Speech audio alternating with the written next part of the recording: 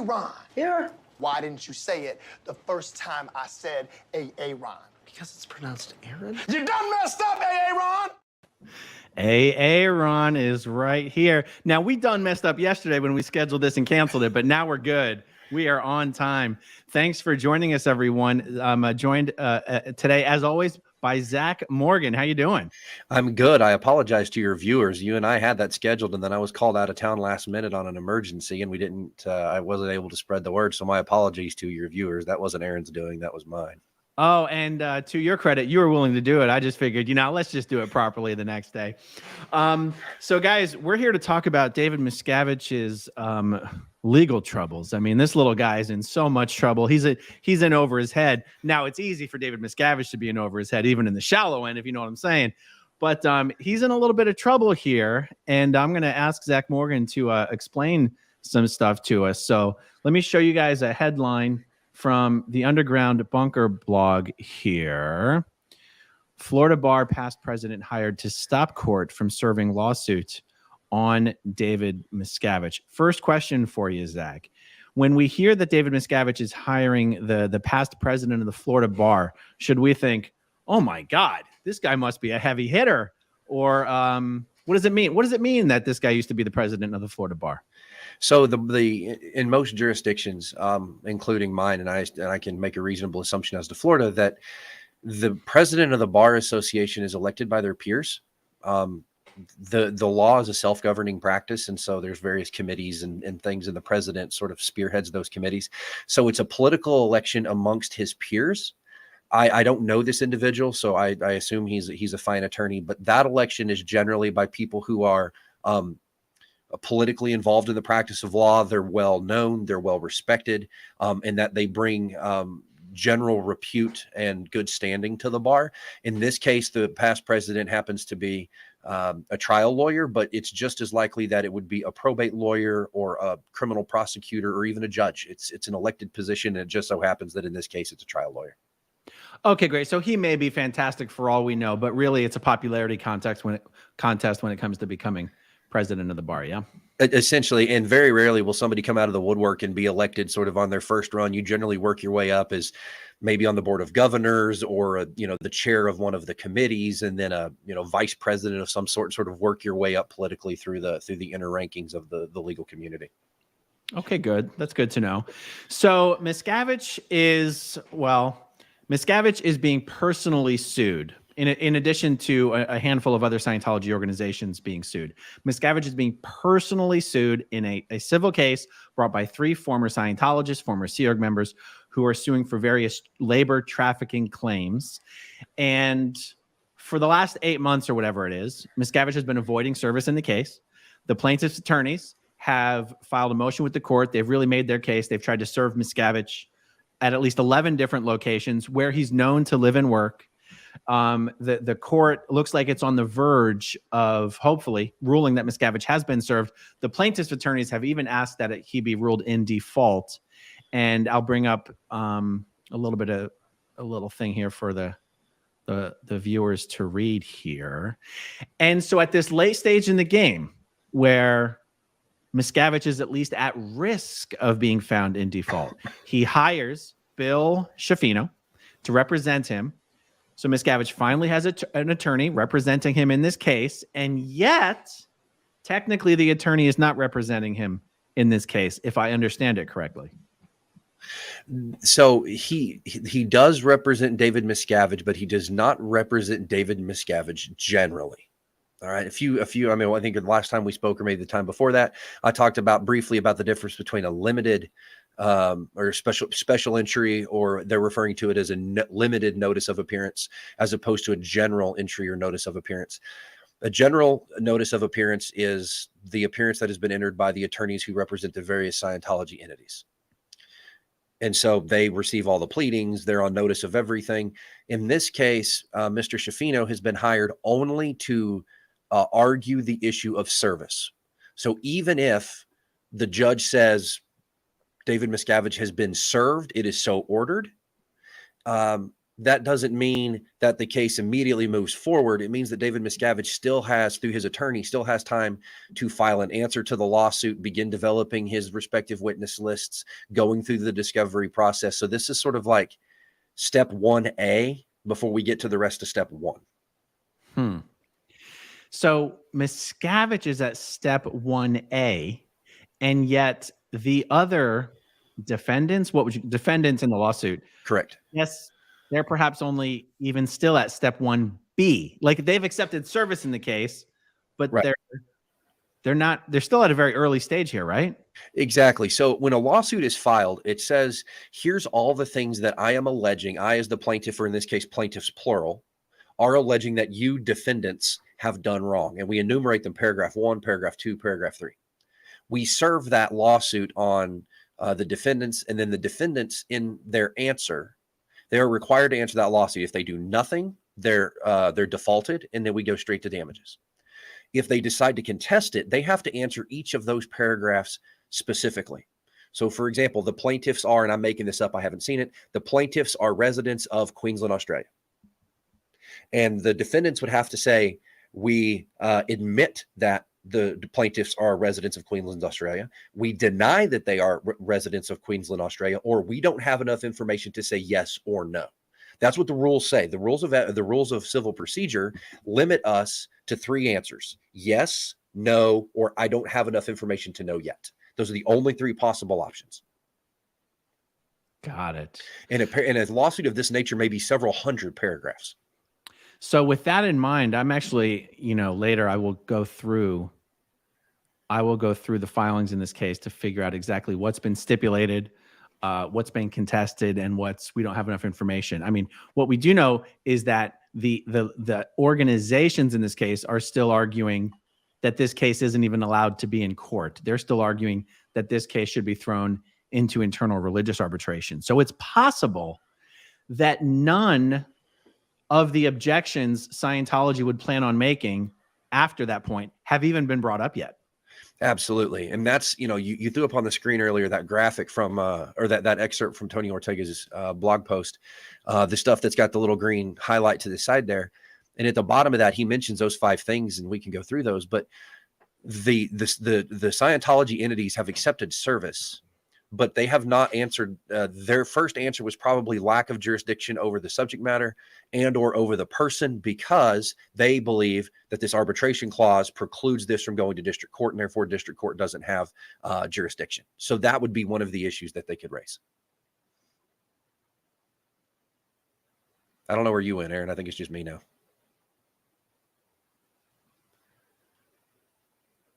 I don't know how I kicked myself out of the stream. There we are. You're back. That's not something I can fix on my end. I think I know how that happened, but the stream continued, didn't it? It did. Okay, good. Let me I think I know how that it has to do with this Apple trackpad that I'm using. Let me bring the thing back up. Pick up right where you left off. Okay. So, the Church of Scientology and the various entities. When I say the Church of Scientology, I mean all of the various legal entities that are listed as defendants in the lawsuit. Lack of jurisdiction over the subject matter, lack of jurisdiction over the person, improper venue, failure to state a cause of action, and statute of limitations, as well as, in theory, an infinite number of legal defenses. All of these were specifically reserved by Mr. Schifino. As a matter of procedure, they have to be in your first communication with the court. Unless it's a special entry like this one is, you have to specifically raise those defenses or forever waive them. Now, you can, if you come across another defense later, you can assert it later, but you have to assert these 5 defenses immediately, or you can't assert them at all. So what he's doing is he's reserving those so he can assert them in his first general communication with the court, pending the outcome of this motion. Interesting. One question that I get a lot on this subject is, if this attorney agrees to represent David Miscavige generally, and the attorney shows up to court, can process servers in other cases serve Miscavige by serving his attorney? Generally speaking, no. But just as the plaintiffs have done in this case, if they can show the judge in their case, wherever that judge is and whatever courthouse that judge may be sitting, hey, your counterpart in this other federal court has deemed him served. I need you to allow me to serve him through his attorney. We've done everything else we could. We've chased him. We've gone to these 11 places. We've gotten this stock response that these other folks got 11 times. If they made a showing, then the answer is absolutely possible. But as a default provision, no, they would have to make a showing that it was their only opportunity to serve him. Interesting. Because I do believe that the civil lawsuit that Danny Masterson's victims are bringing regarding harassment that they've endured does specifically name David Miscavige, and they have not been able to serve him. So I'm sure those guys are hoping to be able to jump on this bandwagon, so to say, as far as serving Miscavige. I mean, I really do think it's one of the first times Miscavige will ever have been served, if that's the way the court rules here. Yeah, and it's also possible there are other avenues of service for those attorneys as well. For example, if and when this case makes it to deposition stage, if they can convince the court not to allow video and virtual depositions, but that the examining attorneys get to sit in the same room at the same table as David Miscavige and examine him under oath, it is very possible that they could partner with these other lawyers and say, hey, have your process server follow me in. Interesting. So here's a question. I'm going to come back to this.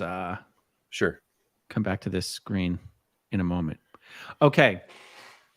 In your opinion, if David Miscavige is scheduling and taking in-person meetings with Clearwater City Council members to discuss something as mundane as property swaps or development plans, Scientology is trying to get the city of Clearwater to sell it some property that it wants. Does the fact that Miscavige is taking meetings about operational issues such as that make it easier? Could you as a lawyer use the fact that he's scheduling and holding those meetings as an argument for why he's not too busy to have to sit for an actual deposition? Or you know what I'm saying? Well, being too busy to sit for a deposition is not a defense. Or, there's some, right. Well, sure, whatever argument CEOs of organizations make. I don't know. Absolutely. Well, sure. Yeah. So if you get served with process, you can say you're too busy, but the judge is going to say, I don't really care. You will show up or I will hold you in contempt. I mean, it's really quite simple. And absolutely. If they say, well, so let me take a step back. The normal process, if you're a witness, but if you're a party to a lawsuit, I don't have to subpoena you. I notice you for deposition. Now, a common courtesy is I have my paralegal call David Miscavige's attorney's paralegal and say, hey, we'd like to get some dates that Mr. Miscavige is available for deposition. Here's dates that my office is available, and they sort of arrange it for us. But if the other side elects to be difficult about it and act childish about it, I can look at my calendar and say, I'm available Monday at 5 o'clock or Monday at 2 o'clock. I'm going to notice you to show up Monday at 2 o'clock. And then I will file that notice with the court. So if and when you don't show up, I can go get contempt against you. Right. Oh, I just realized how I was miscommunicating my question there, because you were saying if the lawyers can get the judge to rule that it has to be an in-person deposition. And I was just imagining that Miscavige would argue he's way too busy dealing with Scientology issues all over the world to show up in person somewhere. He would have to do it virtually. That the argument could be made like, you have just met in person with 4 of the 5 Clearwater City Council members in Clearwater. We know damn well that you're available to show up in person. Absolutely. I think you're absolutely right about that. That's absolute evidence that would certainly favor the face-to-face. And then there's also the argument that if I'm the attorneys for the plaintiff, I can certainly try and prepare the argument that says, Judge, although a virtual deposition is possible, it's in the best interest of everybody. We've got X number of attorneys. We have to bring all the support staff with us. It's going to be impossible for the court reporter to keep up with everybody jabbering back and forth on Zoom or WebEx or whatever virtual meeting platform is used. Let's just put us all in a giant conference room. Oh, and if he doesn't want to travel, we have the right to take his deposition in a conference room in a Scientology building. Or if you don't want us to come to the Scientology property, you can go to your attorney's office and we'll take it there. But if you're scared of getting out in public, and he's got asthma or whatever these other illnesses and ailments are, although I'm pretty sure Dianetics was supposed to fix that, but whatever. If he's got these ailments and it is a risk, okay, cool. We'll wear gloves and we will wear masks and we will audio tape it and videotape it. We will accommodate any way we need to, but we will be there in person and you will sit on the phone book across the table so you can see over the top of it. But if they agree to do it in person at a Scientology building, they'll never get other process servers into those facilities. But could Scientology argue, Your Honor, the only reason they want to do this in person is because they're going to harass us and bring process servers with them? How did you respond to that? Well, then the judge could issue a limiting instruction. Hey, you're gonna take it in person, but you don't get to take process servers with you. The judge can say that? Well, the judge, there has to be a showing. Generally speaking, the judges, especially in federal court, judges don't like settling nitpicky arguments. They look at the attorneys and say, you're adults, figure it out. Mm-hmm. If you have to come before me to adjudicate this discovery disagreement, it's not going to end kindly for anybody, because I'm going to yell, my clerks are going to get mad, and then you're going to have to bill your clients for being idiots. I see. And I guess it would look a little bad. It would make the plaintiff's attorneys look bad if they were modifying their strategy just to help other attorneys in other cases and inconveniencing the judge thereby. Exactly. And it can also be occasionally, I had this happen, not to me, but to, I had a colleague in my law firm involved in a case that was very highly contested. They couldn't agree on what time the sun came up, even if they read the same newspaper. Nobody would agree on anything. And the judge finally entered an order that said, if you can't figure this out, I'm going to make you brief this, but you don't get to bill your clients for it. You're doing this for free because you all can't figure out how to be adults. And it was to every attorney on the case. There were like 11 or 12 attorneys fighting this thing. So a bunch of different parties, everybody was arguing over what color the sky was. And the judge said, figure it out, or I'm going to make you brief it and you don't get to bill it. Interesting. Okay, here's a question. Shouldn't Miscavige have been declared by now? No one on the planet is doing more to give the public a negative view of Scientology or to ruin Scientology's reputation globally than the Keebler elf of the board. So, Mike Rinder sort of addressed this yesterday in the Q&A when someone asked, what would, if LRH did reincarnate and come back, what would he think of David Miscavige?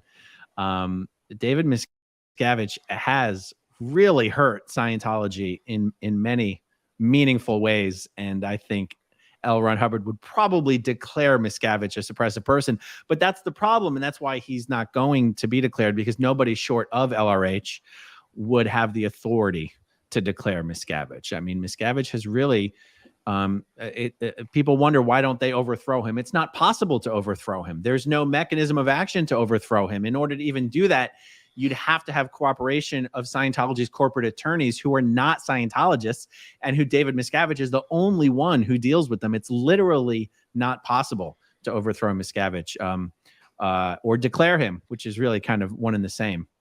Yeah. Let me see if there's any other questions. I have other questions, so I just want to make sure I'm not missing anything here. Oh, here we go.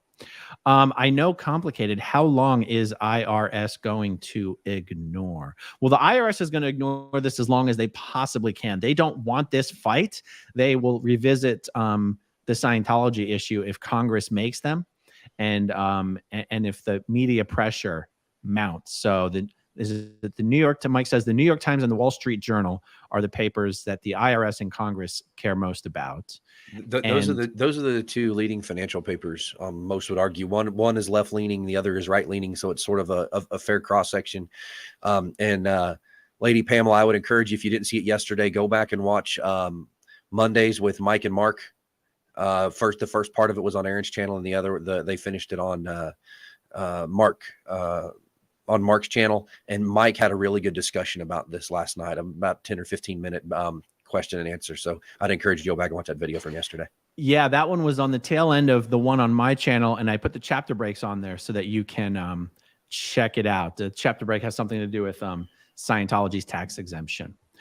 Okay, so let's see. Let me pull up this thing from Tony again.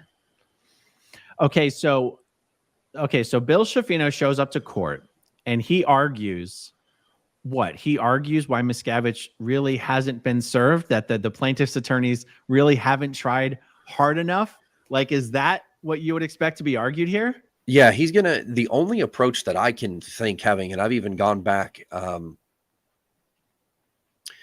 I've gone back and reviewed the federal rules. It's been a while since I filed a pleading in federal court, and it's been a long time since I had this particular issue arise in federal court. But so the only argument that I can see Mr. Schifino has here is that he's going to have to argue a very conservative, what's called a constructionist interpretation or originalist or textualist interpretation of the service statute. Listen, it sucks. But if you don't actually serve him, there's nothing the court can do because the statute is very clear on its face. Now, the problem is there are piles of case law around the country that are contradictory to that. Now, it does raise an interesting point.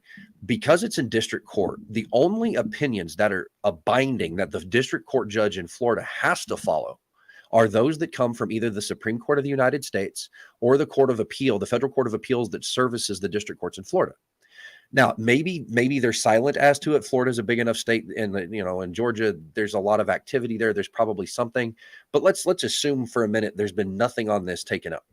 They can look at other courts, the 10th Circuit in Denver, or the DC Circuit, or the First Circuit, or the 7th Circuit, and they can look and say, "Hey, we haven't adjudicated it here, but here's how all the appellate courts across the country interpret it. So I'm going to interpret it that way here as well. That's the only guidance I have to go on." So the judge has some options here. Okay, so it's one of these things where I'm going to pull it up again, where it's like you expect him to argue that, but only because what the hell else is he going to argue? And that's exactly it. I can't come up with, now he may be a really creative guy and he's probably got a bunch of associates in his firm billing $1,000 an hour cumulatively per day on this file. If he's smart, he is certainly.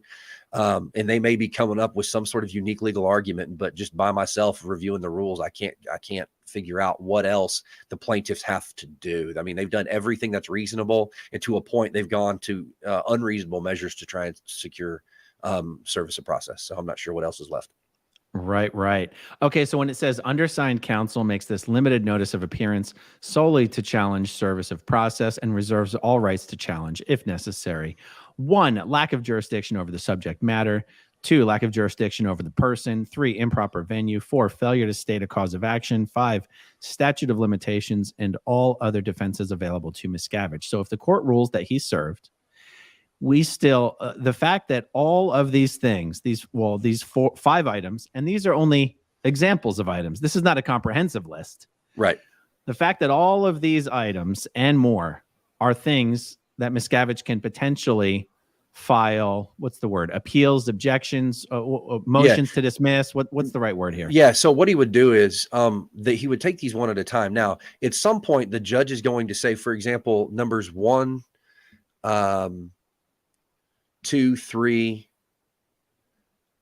So 1, 2, and 3, the judge would probably require that all 3 of those be addressed in one brief. The judge could say, I want you to address all 5 of these, not including the and all other defenses, but the specifically enumerated 1 through 5. I want all of these briefed in one pleading. But certainly I can foresee the judge 1, 2, and 3 in the same pleading, and then we can pick up 4 and 5 later. And I want to go through those. The lack of jurisdiction over the subject matter, law students refer to that as SMJ, subject matter jurisdiction. And that has to do with whether or not the court is capable of adjudicating that, because federal district courts, unlike state district courts, federal district courts are what are called courts of limited jurisdiction. State district courts can hear everything: evictions, divorces, car wreck cases, criminal trials, anything. Federal courts are only allowed to hear the things Congress says they're allowed to hear. So, for example, federal courts cannot adjudicate divorces. If you no longer wish to be married to the person to whom you are presently married, you can't go to federal court to get rid of that marriage. You have to go to state court. Now, there are times the federal court can step in, for example, if there's an interstate issue with custody and things. But generally, there's federal question and there's diversity jurisdiction. And in this case, it's probably both diversity jurisdiction and federal question. So go ahead. Well, okay. So when Scientology says You aren't even allowed to hear this case because these members have signed arbitration agreements. Does that fall under subject matter jurisdiction, or is that separate? No, that would be subject matter jurisdiction. It would also possibly be jurisdiction over the person, or what we call, some call it personal jurisdiction. The Latin term would be jurisdiction in personam, right? But essentially means that in order to have jurisdiction over a person, the person must reside within the confines of the district, which, if they were at Flag, at Clearwater, then certainly at any point during the alleged labor trafficking, then certainly there's a jurisdiction over the person, and the person would be the plaintiffs and or the defendants. And in this case, he could raise the argument for both, but I'm inclined to believe it's not a winning argument.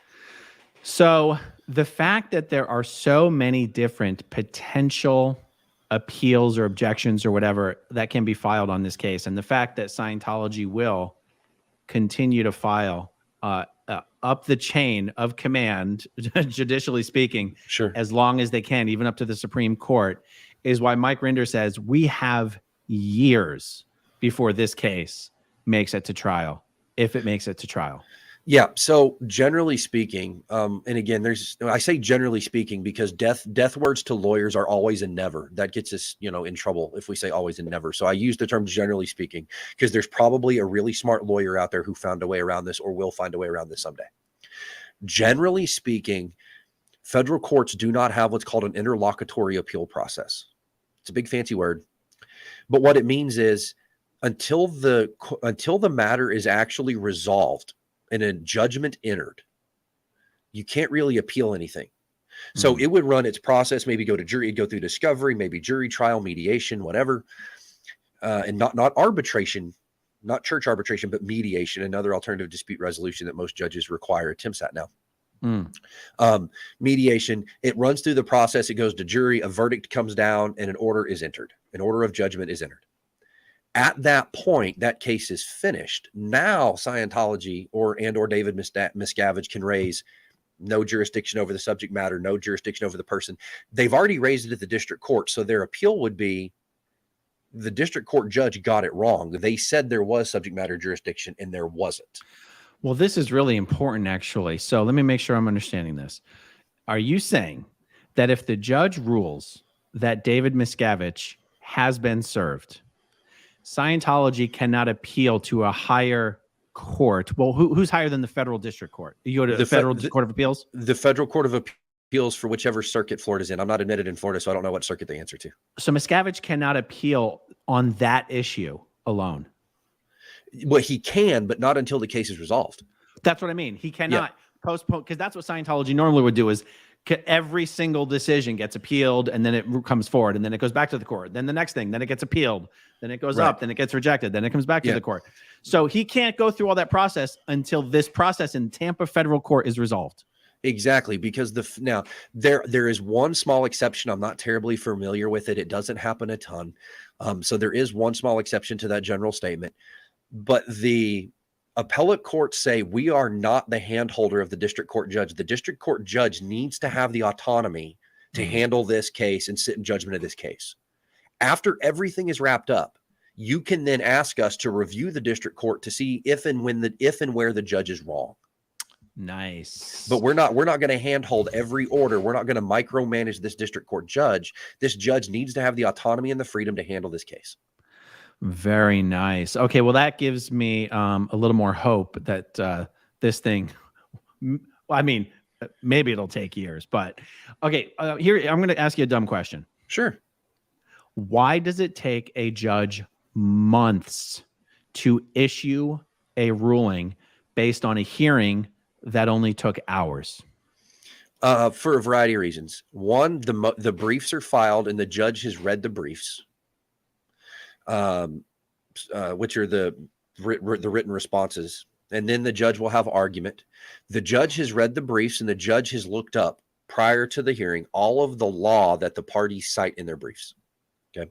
So the judge will look up all of that law, figure out how does it apply to this, and he'll come up with a list of questions that he has.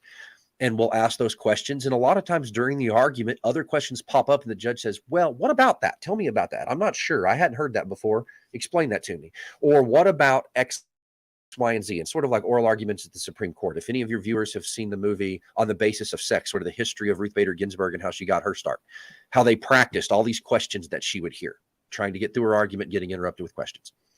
After that's over, the judge in federal court, judges have clerks, 2 clerks, and they are lawyers admitted to practice. They are federal employees, and all they do for a living is they read everything that comes in, write memos to the judge, and do the legal research. And so the judge will say, I want you to write me a memo, do the legal research, and write me a memo about this issue so I don't have to read 1,700 pages of case law. Give me 2 or 3 pages of what it's about. Or the judge may say, I'm leaning that I want to do this. I want you to do research and find out if I'm right or wrong. And then after the judge makes up his or her mind, they will then assign the writing of their order or their opinion to one of their clerks. And that clerk will do the research and they'll get it all cleaned up and it'll go through several drafts. And then when the judge feels like, okay, we've got the law correct, we've addressed all of the issues that need to be addressed, we've done all of our research, we've spell checked it, we've edited it, we've made sure all of our citations are correct. Now we're ready to issue this ruling. And to be honest, a big part of being a judge, especially in federal court, is sort of like being a theoretical physicist. They spend a lot of time just in thought, thinking through these problems. What does the law say? What was Congress trying to accomplish by this law? What is the effect of the law? How is this particular application or that particular application going to affect the outcome of the case? And judges strive very hard to make sure they get the law correct. So they spend hours thinking, hours writing, hours going through drafts. And they're not doing it just for their one case. They may have 70 or 80 cases on their docket with all of these orders and all of these opinions in various stages of drafting. Interesting. That makes a lot of sense. That makes a few months sound darn right reasonable. Because honestly, I mean, you'd have to put all the thinking aside. Even once you've know which way you want to go, you've got to really make that argument. And the editing process alone could take weeks. Right. You know, there's a great example that I use, and the politics of it aside, the late Justice Ginsburg and the late Justice Scalia were politically opposite. One was a super liberal, the other was a super conservative, but personally they were great friends, and they both came from academia. They were both law professors. And Justice Ginsburg was writing an opinion, and Justice Scalia was on the losing end. But in the Supreme Court, they circulate those opinions to their colleagues so that everybody has all their issues addressed. And right before he left for vacation, Justice Scalia dropped off his response to Justice Ginsburg's opinion, what we call the dissent. And Justice Ginsburg was grateful for that because she said, it made my opinion better. He identified the weaknesses in my analysis, and it made my opinion better, which makes it easier for judges and attorneys to apply the law. Very interesting. Okay, so then the last thing I just want to make sure that I'm straight on here is I just want to make sure that everyone who's following along is clear that we really haven't even begun to delve into Scientology's horde of objections. I want to make sure I'm getting the word right. What are these issues 1 through 5? What would you call them? Things that they're going to object to? What are they called? These are defenses. Defenses. So there's different types of defenses. There are affirmative defenses, and there are, for lack of a better term, passive defenses. A passive defense is, I didn't do it. A passive defense is, you don't have jurisdiction over me. Passive defense is, this isn't the right courthouse. You sued me in Macon, Georgia, and the act was committed in Augusta, Georgia, so you brought suit in the wrong building. And then an affirmative defense is, I did it, but. Yes, I shot him, but I was in fear of my life. So these are all passive defenses, and they are all also basically reasons to throw the suit out of this court or any court. Well, this court. Yeah, exactly. And then that's the all other defenses available to Miscavige. So Rule 12 of the Federal Rules of Civil Procedure deal with the initial pleadings with the court. And what you see here are some of those 12B defenses, but specifically number 4, lawyers refer to that as the 12B6 or 12B5, depending on state or federal court. Failure to state a cause of action. What he actually means is failure to state a cause of action upon which legal relief or legal remedy can be granted, right? Even if this is labor trafficking, that's not illegal. Or even if this was unpaid labor, it's not illegal, because if you ever see Judge Judy, right? There was an episode of Judge Judy years ago where somebody came in and, why are you suing your friend? Because she hurt my feelings. That's not a cause of action. It sucks that it happened, but the courts are not in the business of making you feel better emotionally. Go to therapy, right? Go to counseling. Right. Don't go to court. So this issue of the arbitration, the enforceability of the arbitration agreements, we're waiting for the judge to rule on that. And yet Miscavige, so if Miscavige joins this lawsuit, whatever decision is made with that is already before the court, he doesn't get to ask for it all to be done over just because he's now joining the party, right? No, so the only question that may arise, legal question, would be, let's say says arbitration does apply and they do have to go to arbitration. Hope they don't, but who knows? I don't know what the judge is thinking. I don't know what the clerks are researching. If the judge says arbitration applies, then the question becomes, David Miscavige has been sued in his individual capacity. So then it becomes a contract law question. What does the arbitration agreement say? Who is bound to, or under what conditions are you bound to this arbitration? If it's only Scientology, Church of Scientology entities, RTC, Int Base, Flag Land Base, whatever, but not an individual, or an individual acting within the course and scope of a staff member or employee of Scientology. Miscavige has not been sued just in his capacity as COB or head of RTC. He's been sued as just another person.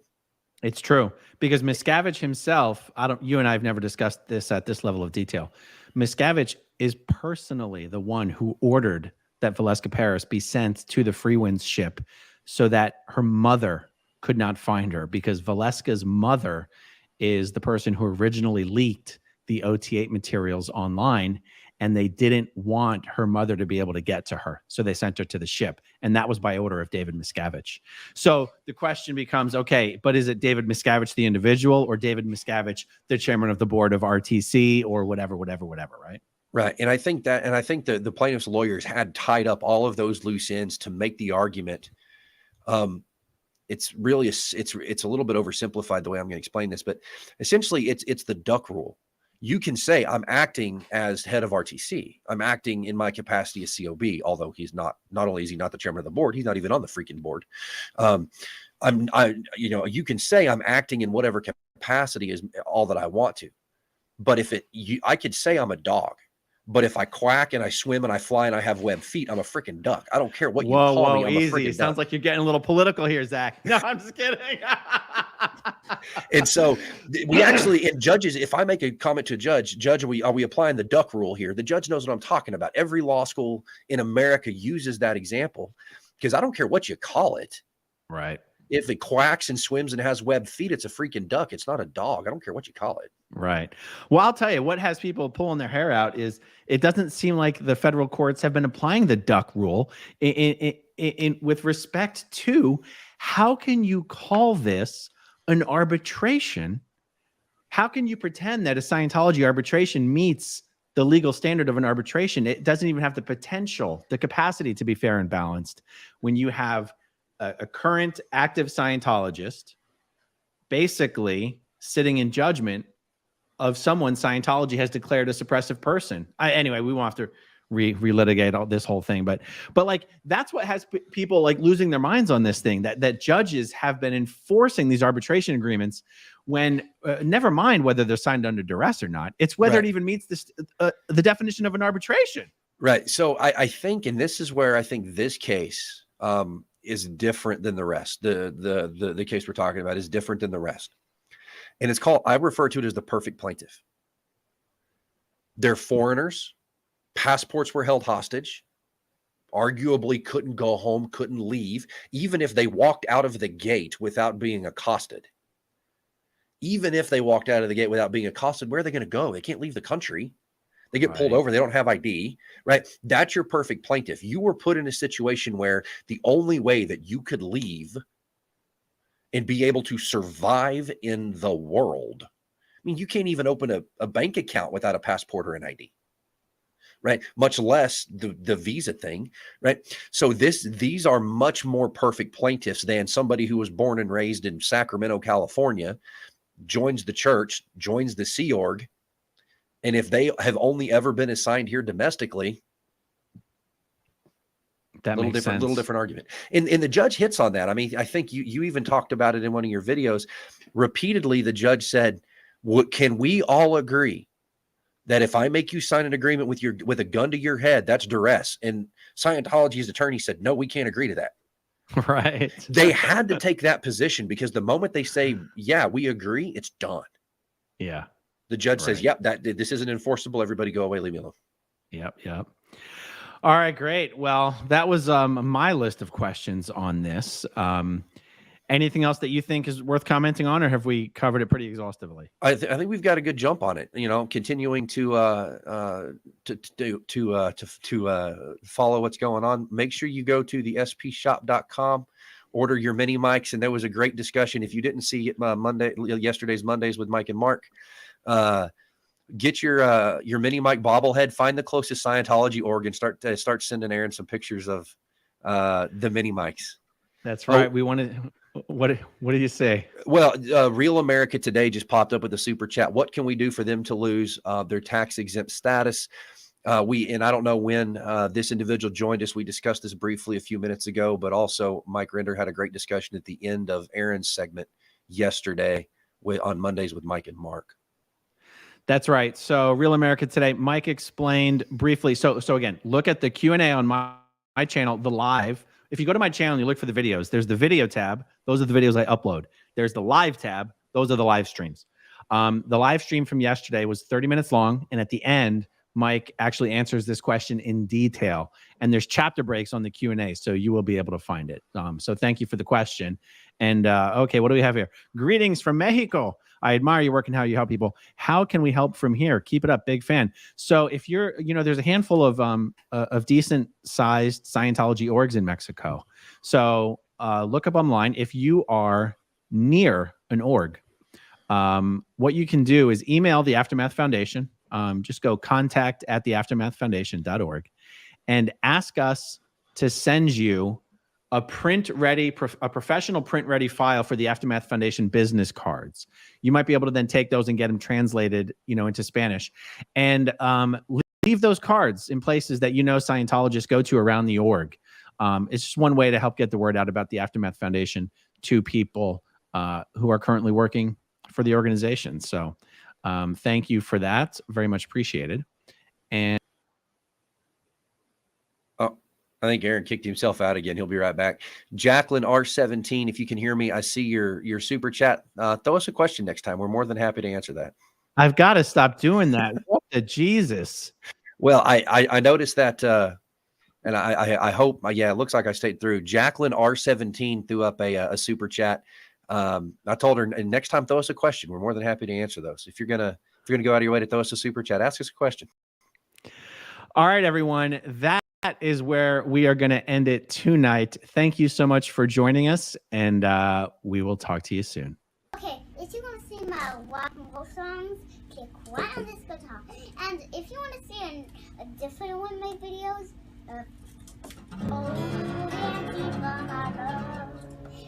then you could click right inside here. If you have subscribed or not, subscribe right here. Bye.